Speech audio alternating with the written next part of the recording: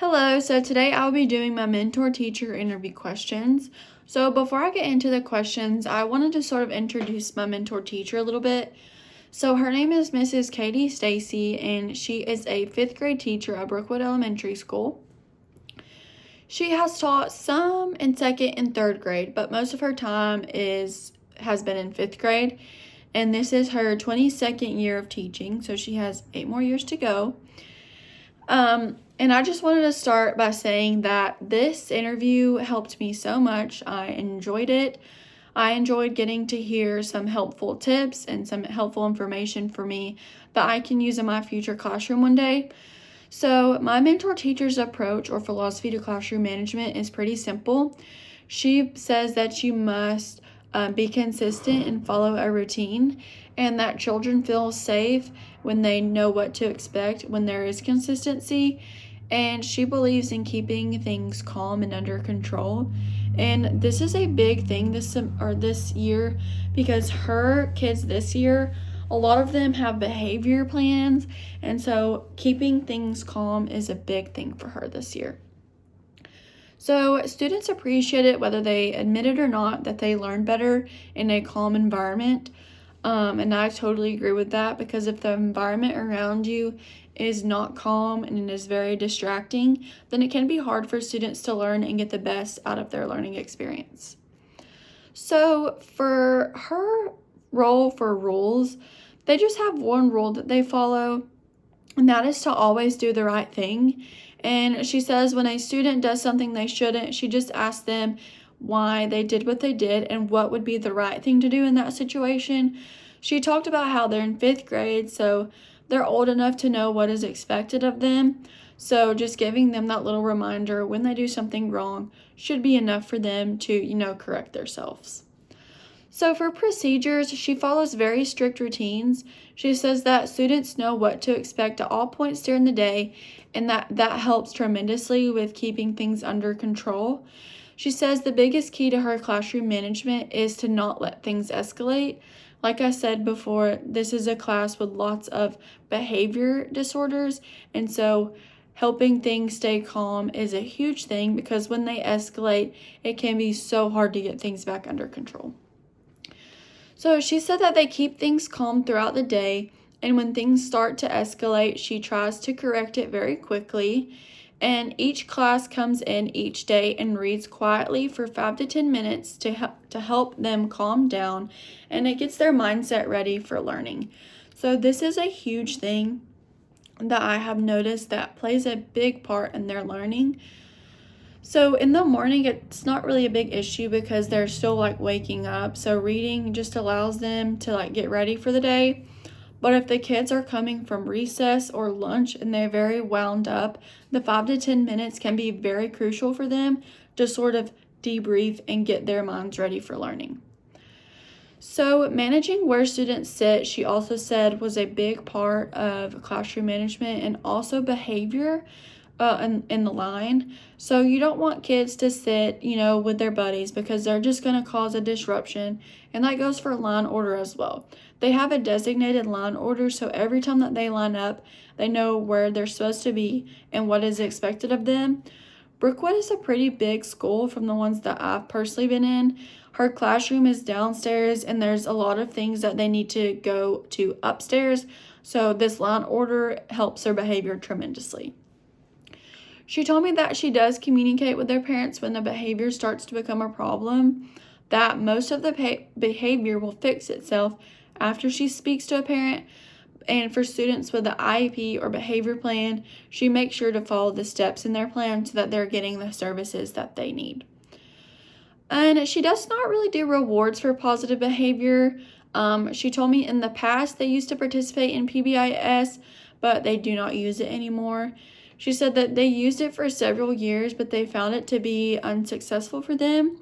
So typically, if a behavior is a large problem, she will contact the office for fights or unruly behavior. But however, she will contact the parents right when the behavior arrives, and that she will sometimes take away a few minutes of their recess as a consequence of that behavior. She said that communication with the parents is very helpful. She told me that she contacts the parents right when issues arise through the Remind app. So the Remind app allows her to see if the parents have read the messages, and they can also communicate back to her.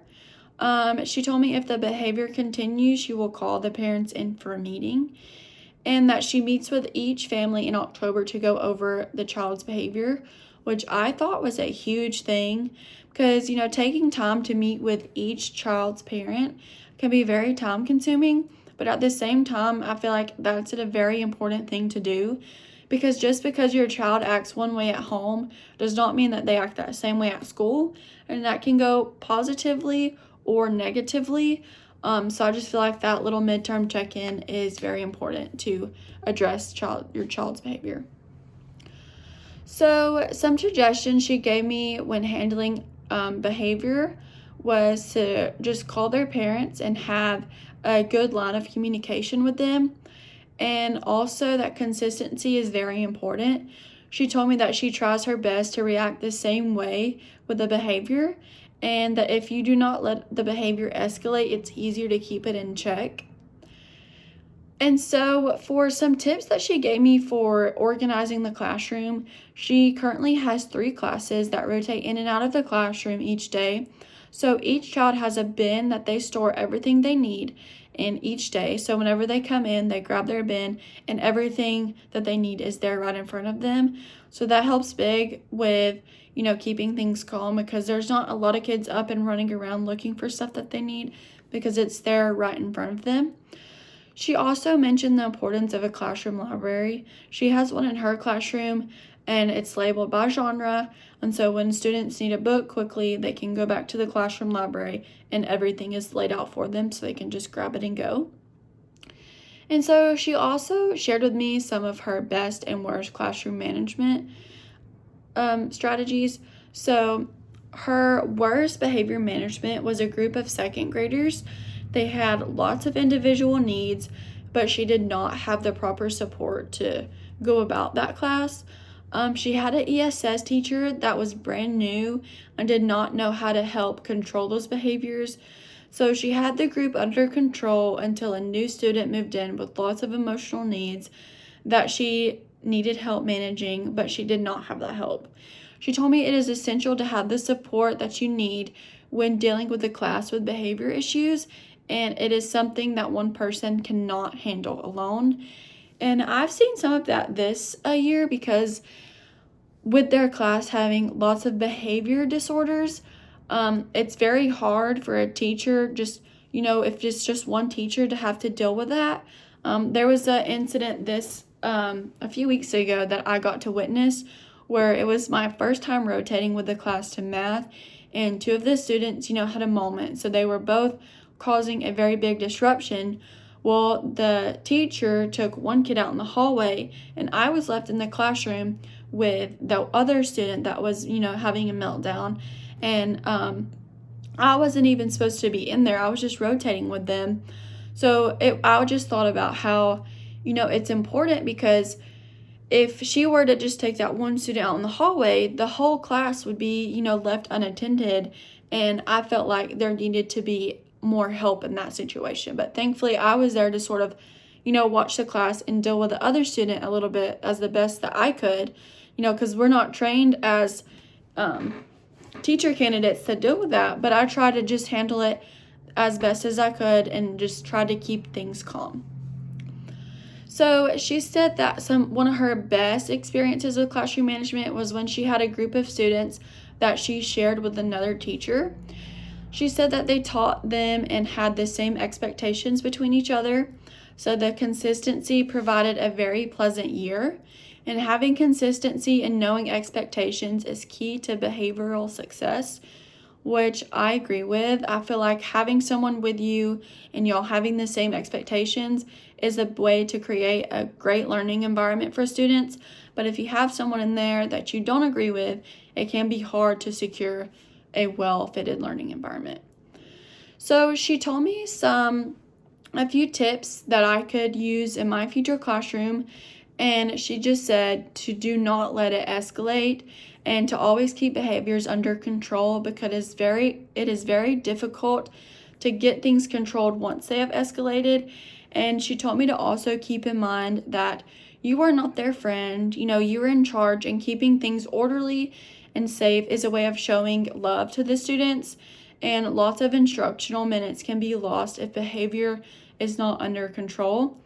And whenever she said that I'm not their friend, that really stuck out to me, because it is so important to realize that you aren't their friend. Like, you're their teacher and you can be friendly with them, but it is very hard if you go into it being very friendly to sort of get them to learn that strict side. Instead, I feel like it is best to go in there very strict, and you can back that up if you need to.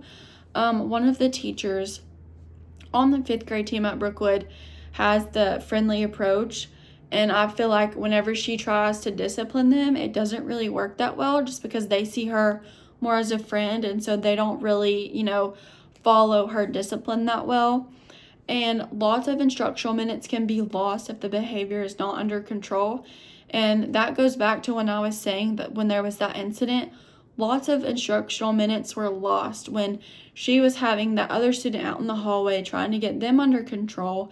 And I was in there my first day rotating with them, trying to figure out what to do. And I wasn't familiar enough with the content to sort of take over then, because that was just like my second week in the classroom. So I've seen that a lot. I've seen lots of teachers just pull students out in the hallway to have talks with them, but then the whole class is left unattended and not getting the instructional minutes that they need.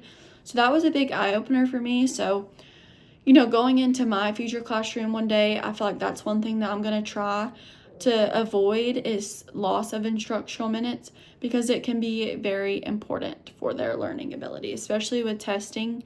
You want to make sure that they're getting all the learning minutes that they need. So like I said before, I really enjoyed learning more about my mentor teacher and sort of why she does the thing that she does, and some of the big things that she uses in her classroom can help me with my future classroom.